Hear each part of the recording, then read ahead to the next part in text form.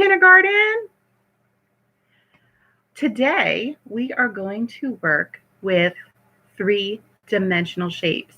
Now, I know yesterday, Mrs. Clank reviewed 2D and 3D shapes. So check out that video before coming on here. But today we have a lesson here that I know is a favorite among kindergarten students. Every year when I do this lesson in class, oh, they get so excited. So this is something fun and hands-on today. Give you a break from all your worksheets you're working on or on the computer and something to get busy with your hands. So as I said, we're talking about three-dimensional shapes. So let's quickly review them one more time. So I'm going to hold up a three-dimensional shape. What I want you to do is whisper it or say it to a family member that is with you watching this video, or if no one's around, maybe just whisper to yourself, and maybe I can hear you through a video. All right, and let's see the first one. Ooh, what is this three-dimensional shape? Shout it out. Tell your family member, or even tell your dog. Oh, I think I heard it. It's a cube. That's right, cube. We see those a lot in our house in school.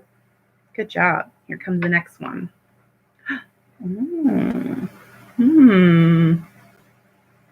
Oh, I heard a soup can. You're right. But that's not the math word for this shape. Oh, I think Zodi got it. Cylinder. Very good. Cylinder. Let's try this one.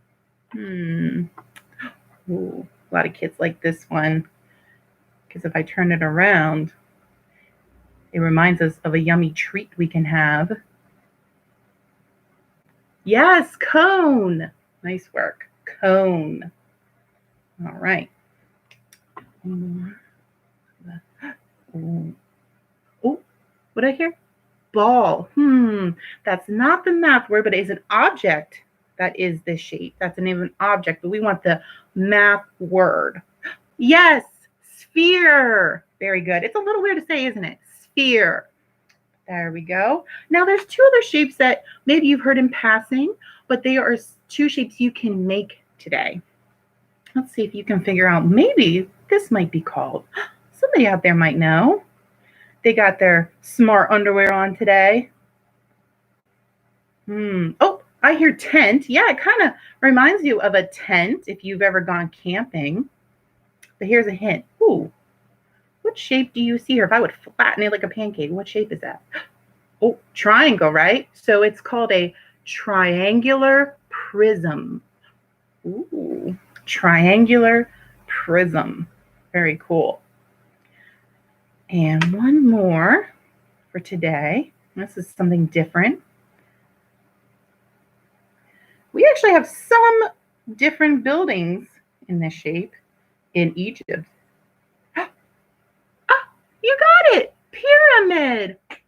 I'm impressed. Wow.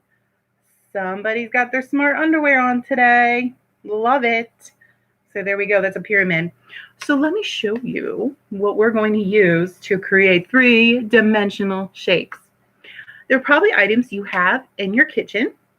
But if you don't today, I'm going to give you some other ideas, some other things you can use. Or, hey, next time you go for a quick shopping trip or order it to come to your house, add that to your order, okay? This is a favorite treat among students. Oh, I hear a crinkle. Marshmallows. And actually, it's great if they're a little stale, because if they're stiff, they'll be easier to use to create your shape. So if you have a bag in the back of the pantry that you forgot about, like me, this is actually perfect for you. But if they are brand new and squishy, I would leave them out for a few, maybe 15 minutes while you're getting set up, and they'll harden a little bit. It'll be easier. Now, don't let them harden all the way, but just that nice a little bit. They suggest that. And the other item you will need are toothpicks. You get toothpicks pretty much anywhere, any grocery store, and they're cheap. So toothpicks. Now, if you don't have these items, I suggest if you have some Play-Doh, or if you have straws, you can cut the straws up to make them a little shorter, and you can use Play-Doh and roll into little balls to create it. So anything you might have at home that's straight and maybe you can use that you have a lot of, you can try that. Get creative. So let's get started. So I'm going to show you today because I think it's a pretty cool shape. and something a little different is, how would I make this triangular prism? Where could I start? What could I start making first? Yeah, a triangle. So I'm going to make a triangle. There we go. And put my other one on the other end. Now you can get creative. Don't just, make the things I'm showing you today. You can make whatever you want. A rocket ship, a house, cool designs. Let your mind just have fun. And I can't go wrong here today.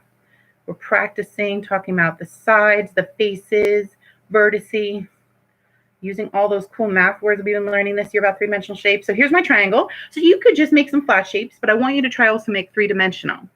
So here we go. Here's a triangle. Now, how can I make this three-dimensional so it sits up by itself? All right, let me look here again. Ooh, so there's this side I made. I have to make this part and the side here. Okay, so I'm going to make that next. So I know I need to make something going this way. And it might take a few times. It might fall down. Don't get frustrated. Just keep trying. Kind of have to hold it. Now, oops, sorry, I wasn't in view there because I was kind of using the tabletop. And I stick another marshmallow on. And then I just repeat it, right? I have to make another triangle. Oh, but I have to make a bottom too, right? So I'm going to make the bottom. I have to put it on the tabletop. Sorry, I don't try my best with my computer. And they might fall a little bit. So you there. So far you have that. And now I got to put, I'm going to put more marshmallows on. Now, I suggest waiting till the end of the activity to eat some in case you run out. So I know you're so tempting to want to eat the yummy marshmallows, but maybe wait as an after treat after creating some cool shapes first, because you want to make sure you have enough. All right, so now I have this part.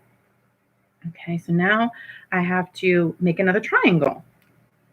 Okay, and it's a little... All right, so I have this. I'm going to try to get in my hand to show you best that I can do.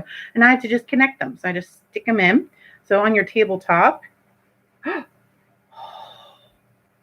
we go. How cool is that? So you can start with a two-dimensional shape and build it up to make a 3D. Wow. What other shapes would you like to try to make today? A cube? Ooh. Wasn't that cool how Mrs. Klink showed you how to draw it, and now you can create it with marshmallows and toothpicks? So you can draw it and create it, build it. Pretty cool. You can make a whole city if you wanted to, a whole town. Have fun. So what shape would you start with if you wanted to make your cube? That's right, a square. Very good. Now let me ask you this. Can we make today with toothpicks or straws and marshmallows or Play-Doh, can we make this shape? I heard a no. Why not? Why can't we do that? Oh, you're right. It's curvy. Can I curve a toothpick? No, I can't curve a toothpick. I'd break it. I wish I could, right? So we cannot make a cylinder today with toothpicks, but maybe something that's bendable. Maybe if you have Wiki sticks, or if you have pipe cleaners, they're kind of bendable. Maybe you have something else that could work. Oh, and what about a sphere? Can you create a sphere today? No, you can't. You're right. We can't because, again, it's curved and not straight edges, so we can't do that. All right, so go ahead and have some fun. Create some triangular prisms, cubes, pyramids, or whatever your imagination wants you to create. So have fun. And if you create something, I think it'd be great if your mom or dad could snap a picture of it and send it to your teacher through email. We would love to see the things you created to make and practice three-dimensional shapes. Make sure you say the three-dimensional shapes to your family member that's working with you, or after you create it, say, oh, I made a triangular prism. You're going to sound so bright. You're going to wow your family. Or I made a pyramid. So have fun. And if you have any questions, feel free to email. And we would love to see some pictures of what you created. Have fun. Bye.